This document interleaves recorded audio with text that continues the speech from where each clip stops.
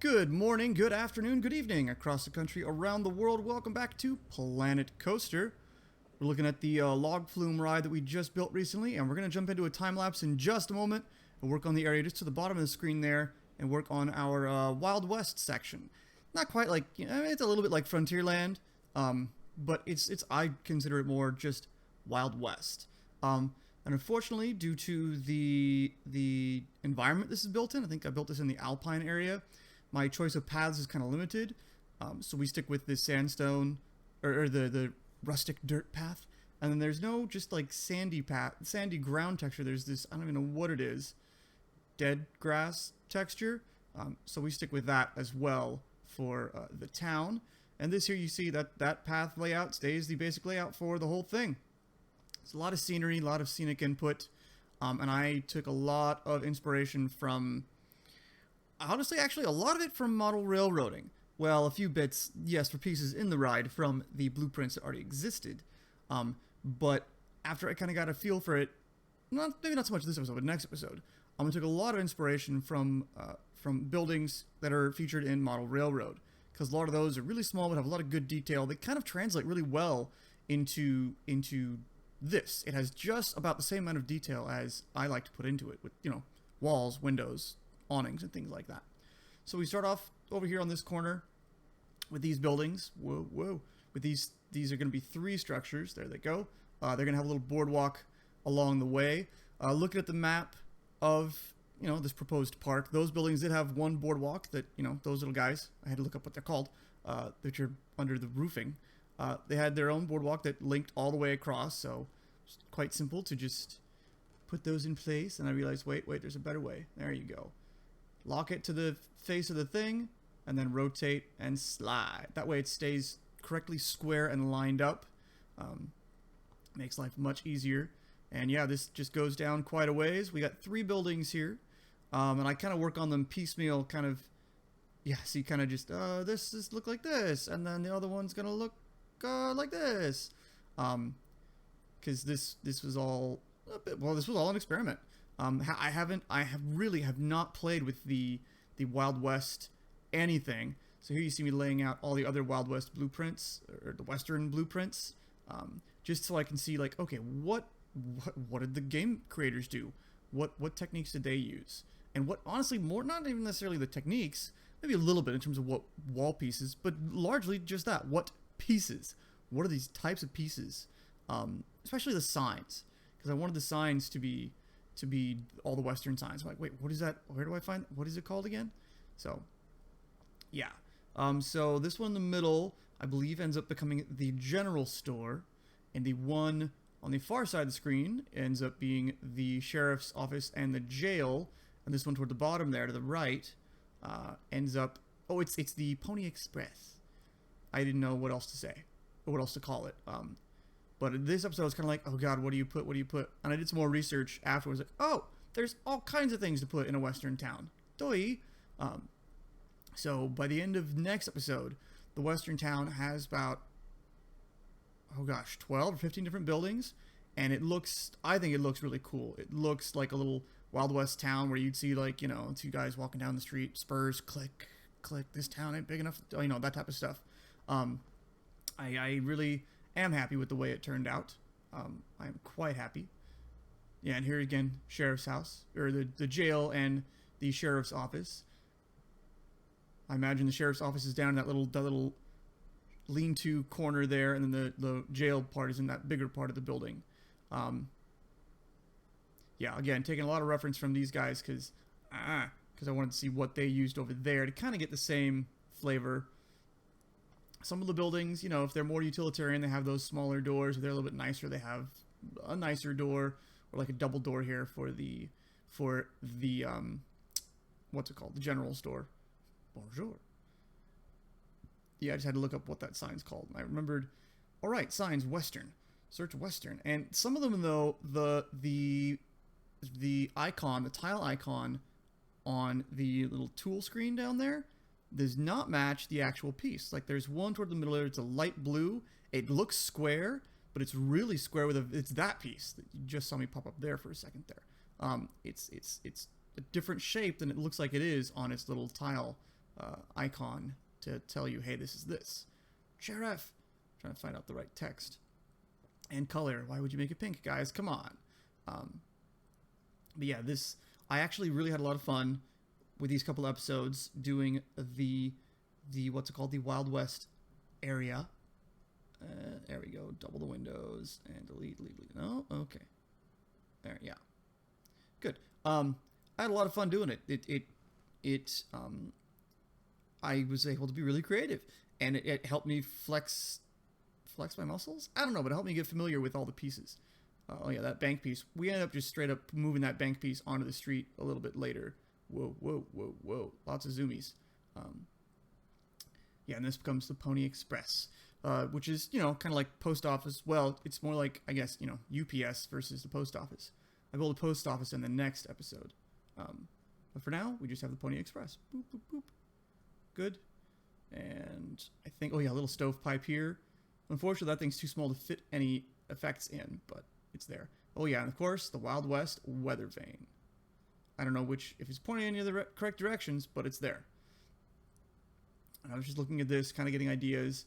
That one big building has stuff on all four sides, so it's something neat to see, to kind of get a feel for different buildings and stuff. That'd be a neat piece to plop down into a generic park, but it was a little too big for this, and it's supposed to be just one main street there for the western stuff. Yep, here we go. Just borrowing the bank piece because, hey, why not?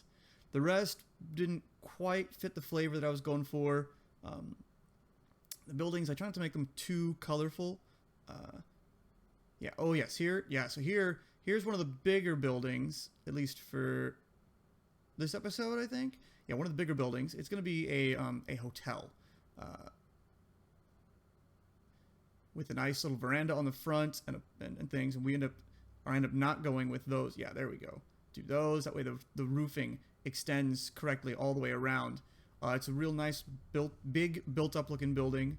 I think the story for my little western town is that the buildings over to this side by where this hotel is, this end of the street, they're newer, they're nicer, they're a little more built up. Whereas the buildings on the other side, they're more of the originals, and they're the ones that aren't that great. They're kind of could use a little work. But this hotel's pretty nice. It's got, like I said, you can see the porch extends all the way out there. Yeah, trying to put the fancy walls here. There we go. Putting the fancy walls. So a lot of Wild West. When you look up Wild West, they all have facades where the front of the building extends higher than the rest of the building. So I kind of followed that pattern through most of the buildings here in the Wild West section. Good. Yep, putting up some railing. Boop, boop, boop. Excellent. And then we take, the corners back over here. Yeah, I really like the way the railings made this building feel like it was, I don't know, something special, something that would cost a lot of money to go to. Of course, that also means there'd probably be some certain businesswomen there as well. I don't know, maybe. Whoa, yeah. Get that lined up on there, and do the same over here. Copy paste. Kind of line it up as much as we can. And then it doesn't line up perfectly, but it kind of looks like somebody was building it, and they're like, it's close enough. Which is exactly what I did. And here. Now here we're getting, there was a weird thing going on where if I placed something, it wouldn't line up with the building. It would line up like with itself or with the world axes, but they stayed the same. So it was kind of odd. Like, I kind of gave up on that for a minute and went back. I'm like, okay, let's just do the roofing because that's annoying. And I later have realized, okay, so just start those pieces like you do any other piece you need aligned a certain way, and align it to the wall, which works just fine. But if you line it to the middle of like those wood platform pieces, the wood roofing platform pieces, it will do it at like weird angles or at the quote world angle, which is not correct. Yeah, see here I'm struggling with it again. And oh yes, I get these windows. I'm like, wait, so if I change it now, aha, Now it's square. So for future reference, hey dummy, me talking to myself, yeah, start these things squaring off to the building, like the walls, not just in the middle of something like that. Good. Yeah, this building, like I said, quite pleased with how this one turned out. It looks nice. Although I realized later that you can't see it right there. Oh no, I do. I change it later to a red color, the walls to a red color, and I forget to change the 1 meter height walls that are just tucked away behind the awning there, the portico. And I think I still have to go back. I've actually got that on my notes for things to work on for the next episode. But yeah, we're throwing the sign, and we're going to call this the Hotel Vista because, hey, it's kind of fitting, right? I mean, this is Park Buena Vista. Give it some nice doors that have a nice flair to them, kind of look a little bit fancier. And up here as well, slightly nicer. Good. And I think, yeah, we ended up changing those, that front facade wall, to a red. I'm not sure if I do that right now, or if I do it another time. Oh yeah, I steal that red. I literally go and copy the color of that red and put it here. But again, I forgot the 2 meter height pieces, or 1 meter height pieces that are hidden behind there. Let's see, what did we do next? I think we left that. Oh, right. No, not lighting, not yet. As little bits of inspiration came to me, I'm like, oh, add that here, add that there. Like we added a little thing over there. What do we do? Oh, yes. Next we do the saloon, which is just about every type of drink stall there is, without being milkshakes. So we get the 5 drink stalls here. And we line that up, and it becomes, like I said, it becomes our saloon. Unfortunately, the paths were being a little persnickety. They didn't all want to connect with each other, which is an odd, awkward thing. I don't know why, but they just didn't. So I think I had to start... Yeah, I had to do something weird like this to get it to all connect. There we go. Yeah, it took a moment or two. Took a hot minute, but then we got it. There it is. And I was surprised the guests started using those fairly quickly. There really isn't much stuff this far out. The near stuff is back in Main Street. So, but the guests start using this stuff, like I said, right away. And this guy becomes, what do I do? Kind of like that back corner of that. Yeah. This guy becomes a nice wood piece with kind of the Western style. There we go. Facade. There are those things. Yeah. I build up the front facing of it first before I do the rest of it. Turn that around. There we go. Yeah, we build up this before we actually, like I said, wall in the rest of it. But I like the way it looks. I think it looks nice. Pretty straightforward as a saloon. Oh, there we go. Wall it off. And then, do I do that? No, I leave it at the height. Yeah. Good. And then we roof in that level. I don't know why I put roof pieces there. I didn't need them there, but I did. And then we just, yeah. So it's a pretty nice looking saloon, I think. There's a weird flavor of different, Western style buildings here. These, like I said, this episode was before I really did a whole lot of research. Not that I did a whole lot of research, but before I did research, next episode is when like I said, I go and I look at some things, like I said, largely model railroading things. And that gives me some good ideas for what to do as far as buildings. Yeah, and there's the saloon. Quite happy with that one as well. Let's see, what do we do next? Do we do here? Ah, yes. So I wanted to bring in another one of those sawmills, like, we looked at last episode for across the way. Plus, it's right next to, the kind of sawmill log ride. So we're going to... Oh, I should name that ride. I need to name that ride. So we just plop this guy here and get rid of those, things that are blocking the path elements. And lastly, I think... Maybe not lastly, but one of the closer to last things we do here is I wanted something that was kind of like, whatever that adobe is, that stucco, that Spanish tile, whatever you want to call it. And I went, what is those oh, lime plaster. Okay. So there's lime plaster, but then to get those curvy tops, you got to switch to stucco. But I wanted to do that kind of look and style, but my own, my own take on it. And I think it ends up looking all right. It's the lime plaster down there, and then after that we switch to stucco for this part of it. Yeah, and I think it looks okay. Yeah.